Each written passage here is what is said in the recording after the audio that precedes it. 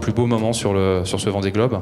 Alors il y en a deux, le premier, trois, il y a l'arrivée bien évidemment, et donc du coup c'est vrai que ce lever de soleil, la côte vendéenne, et tout d'un coup sur tribord, je vois des points à l'horizon, c'est des zodiacs qui arrivent sur la mer plate à pleine vitesse pour venir m'accueillir, c'est la fin de la course, ça c'est un moment complètement dingue. L'autre grand moment, c'est dans les mers du Sud, je vous ai décrit cet anticyclone qui m'a bloqué, et ces 4 jours quasiment à l'arrêt, et la nuit du coup c'était un peu comme en montagne, vous savez le ciel bleu, encre, très pur, il faisait très froid, j'avais comme le halo d'une grande ville, et du coup j'ai fait des mails à droite à gauche aux autres concurrents, et j'ai fini par avoir une réponse, je crois que c'est Eric Bellion qui m'a répondu, et qui m'a dit bah ouais c'est la réverbération du soleil sur l'Antarctique.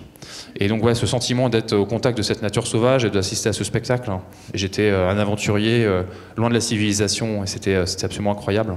Autre grand moment, le Cap Horn. Quand on arrive au niveau du Cap Horn, il y a la cordillère des Andes et donc des montagnes de 4000 mètres au bord de la mer. Et donc le vent canalise à cet endroit-là et donc il y a un renforcement du vent très important. Vous rajoutez à ça le plateau continental qui remonte, donc la mer qui monte.